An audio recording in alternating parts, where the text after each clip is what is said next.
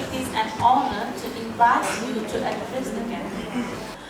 I mean, honestly speaking, I was here to talk about the tenets of quality education, quality teacher education, where SDG 4C talks about the need of teacher education. And believe me, I felt that what was being spoken by Mr. Praveen and the revelations which Sagrika ma'am did, it just proved that we were all learners. As educators, I think I created a document and I really don't feel there is a need to go through. Yes, as educators, we are all learners. We constantly need to enhance our skills, upgrade our knowledge, reinvent ourselves, reincarnate ourselves. And Ma'am Sagrika ma'am laid the basis of the VUCA world. And I think the biggest experiential learning of VUCA world was, which you all underwent. Every day there were newer notifications. You did not know how to manage, SOPs were being drawn. All that was what was happening. That was development of your own potential. Now, coming back to what I had prepared and what I've written, because that's important. As educators, it's very important, and all policy documents are talking about that educators need to upskill themselves. Gone are the days where we would just go pick up our books and there was one-way transaction. We constantly talk about 21st century skills. I was talking to my friend from Bangladesh and I said that, you know, everybody is gulping this food down the food pipe. 21st century skills, scientific temperament, critical thinking, communication, innovation, collaboration. Are we stopping and thinking what these are? How can we implement them seamlessly in our teaching learning practices? Gone are the days when the educator was a sage on the stage. What is he now? He's a Guide by the side. Yeah, guide by the side, or a mentor. We constantly, all governments are constantly talking about mentorship. There is need of understanding where does your student come from? What is his socio-emotional background? These are the thought-provoking questions. When you walk in the classroom, you need to be abreast with. Of course, an orange is not equal to an apple. Is an orange equal to an apple? No. Hence, you need to apply differential teaching learning in your classroom. You have to retort to concepts of multiple intelligences, but let them not remain in your worksheets. Practice them. Retort to experiential learning pedagogies. They become very important.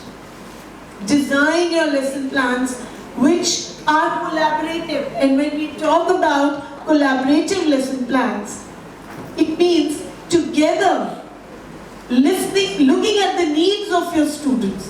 How do you people make your lesson plans? Can I have some of my Sri Lankan educators talk about how they make their lesson plans? Do you carry your lesson plan to the class?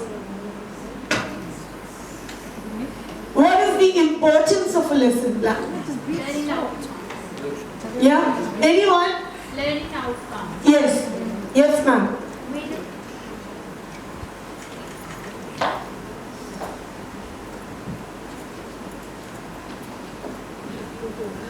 We plan a lesson plan with a theme system, like we take a theme each month or week or whatever.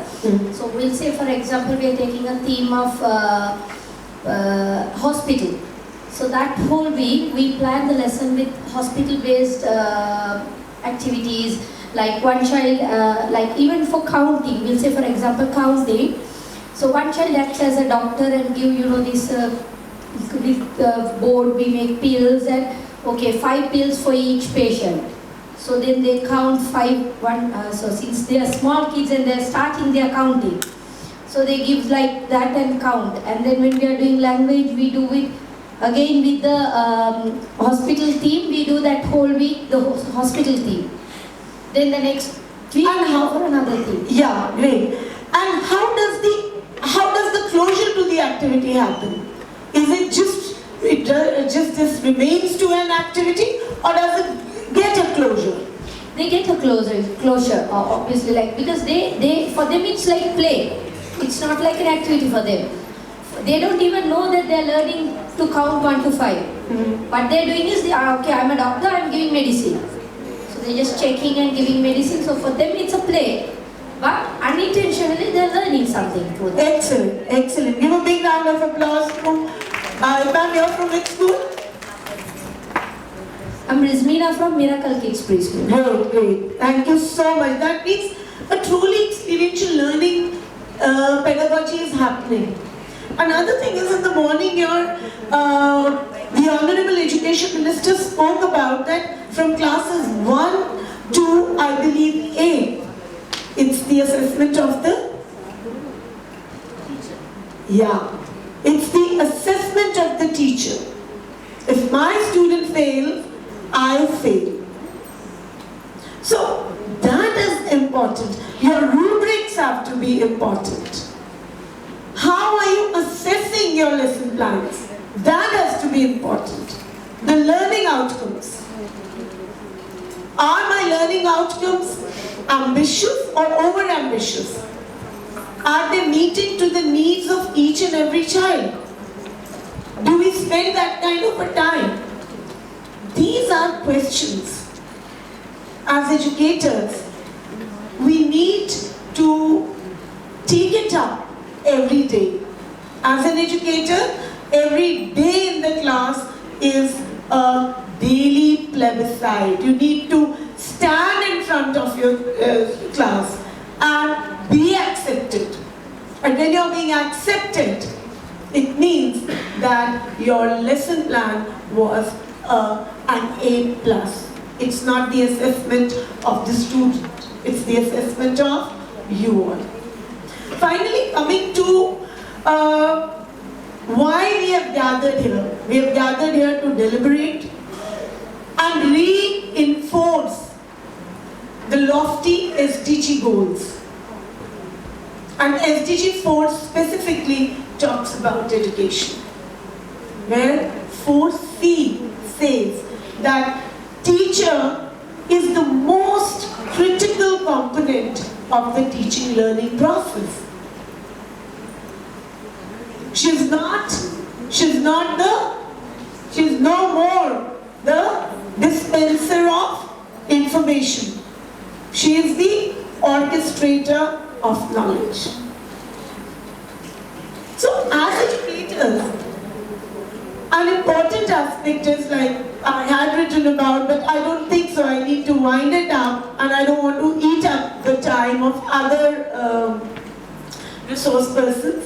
I just want to talk about that upskilling yourself is most important. I'll give you a small example.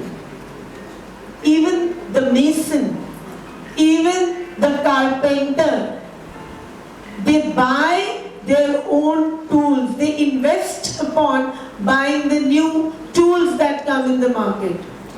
How many of us spend money on empowering our skills? Don't we wait for our management and school heads to push us, like here, to sit for undertake a workshop or undertake a talk show? My only request is two things. Be aware. Be aware of the changing times. You're going to stand in front of a generation which are the consumers of tomorrow. For them, for you, technology, you had a wow moment when you became tech savvy. But for them, they're born with technology. So you need to keep up pace. I think the mic is telling me, okay, thank you, ma'am. You need to keep up the pace with technology. As educators, technology will remain as the biggest enabler of the time. Skill development. And when we talk about skill development, we were talking about financial literacy as a skill, we were talking about entrepreneurial skills, but most important is honing the skills to be an effective teacher. Whenever you get a chance to do workshops, to do courses, please do them. Because when I was sitting here, believe you me, be prepared as educators, because you're leading the future. And with that, I just want to, in the end, as it's become a customary, to either start or end your session with a story. A story which you might have heard, and it's very close to my heart. It's the Teddy story. And I don't mind even if you've heard it, I want to reiterate the Teddy story, reinforce. So there was this teacher called Mrs. Thompson, and she was the class teacher of a wonderful age group, class 5, and the new session began, and she walked into the class, and as always she said, "Love you all." You know, as teachers walk in and they say, "Good morning." So she said, "Good morning, love you all." And all the children said, "Love you, ma'am, love you, Mrs. Thompson." But she knew she was lying. She didn't have the love and the same feelings for a boy who was very shabbily dressed, half shirt tagging out, hair in mess, and leaking nose. And she would just look at him and smile, but would just ignore. It was the assessment day, and the principal called Mrs. Thompson and said, "Why is Teddy not performing?" She says, "Ever since I've gotten into this class, he's very callous. I think he's not been well kept in his house. Nobody cares for him." And the principal was an aware principal, like most of you, who took each and every child's history with great sincerity and his behavior with great sincerity. And so he called the past year's teachers, and they were all very surprised. And they said that, "But Teddy was a wonderful child. What has happened to him?" And the principal asked one previous teacher and Mrs. Thompson to get into the root of why Teddy was behaving the way he was behaving. And they found out that Teddy, who was a wonderful child, his mother was suffering from a terminal disease. And naturally, when there was a disease or a problem or a major issue, the first neglect that anybody in the house faces is young children. Don't neglect when if the child is not behaving properly. And few days passed, the news came that Teddy's mom had died. Teddy kept on, the year changed, Mrs. Thompson went to another class, Teddy went to another class. Things kept on passing by, and Teddy passed out. And Teddy when he was in class 12th, he came to Mrs. Thompson and he brought her a packet which was packed in a newspaper, and it was a half-filled perfume bottle and a broken bracelet. And he gave it to her, and the rest of the students had brought many wonderful gifts. Mrs. Thompson opened the half-filled bottle of perfume and the broken bracelet, wore it around her wrist, looked at the half-filled bottle of perfume, smiled to herself, and went home. Years passed. Mrs. Thompson had carried this beautiful memory of Teddy, and Teddy had obviously gone away. Mrs. Thompson retired. Few years back, she gets a beautiful note of a student getting married, Theodore, Dr. Theodore, and there were 2 tickets, flight tickets, and her husband was invited.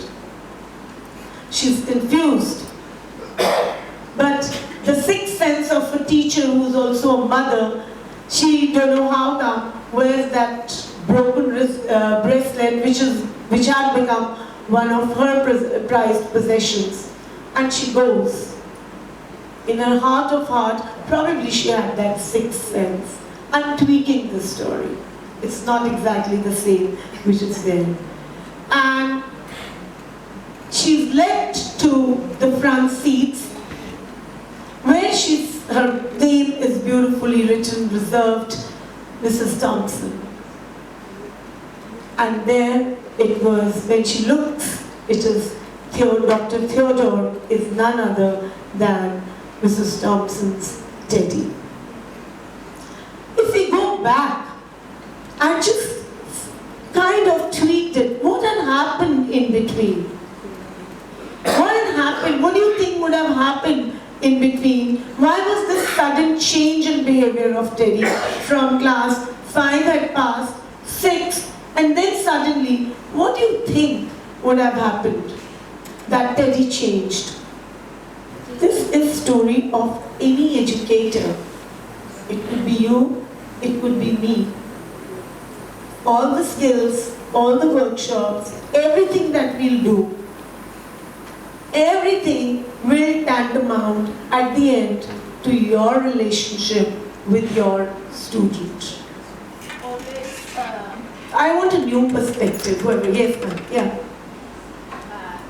I think we want to think about the students always differently. They may change somewhere in a small bit of incident or somewhere else when they are growing.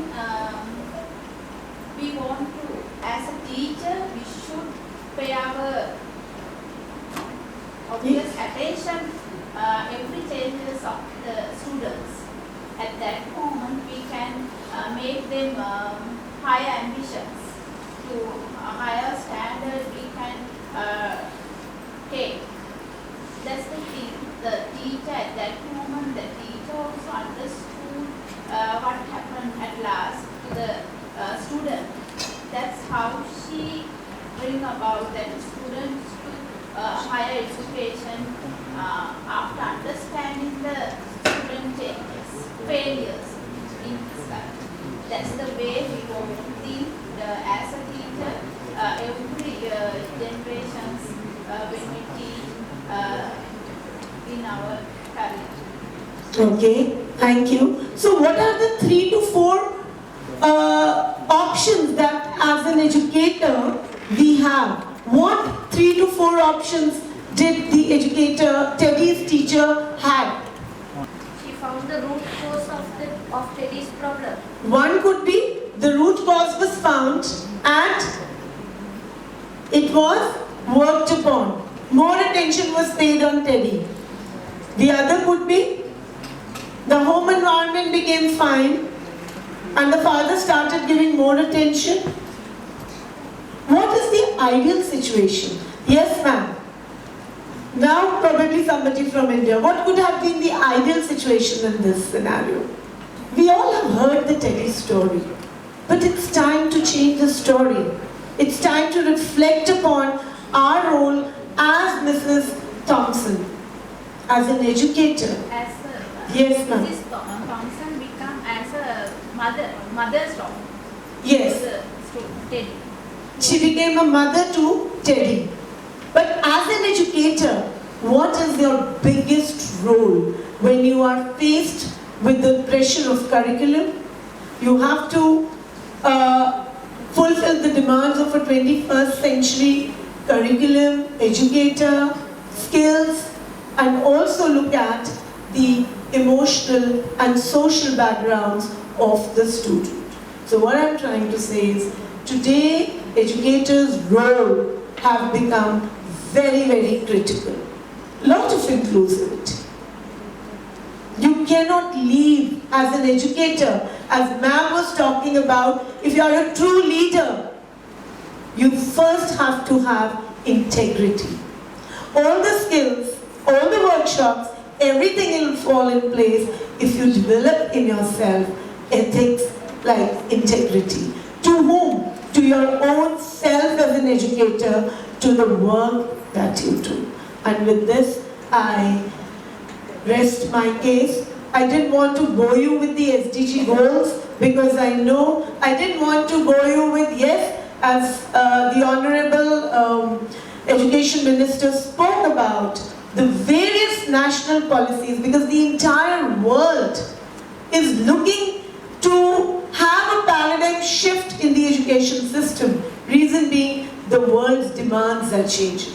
Nothing else. So while education has to change, education cannot be the same old rote learning on an assembly line platform. Thank you so much and love you all. And once you go back to your classes, just be Mrs. Thompson's, but your own version of Mrs. Thompson. Thank you so much.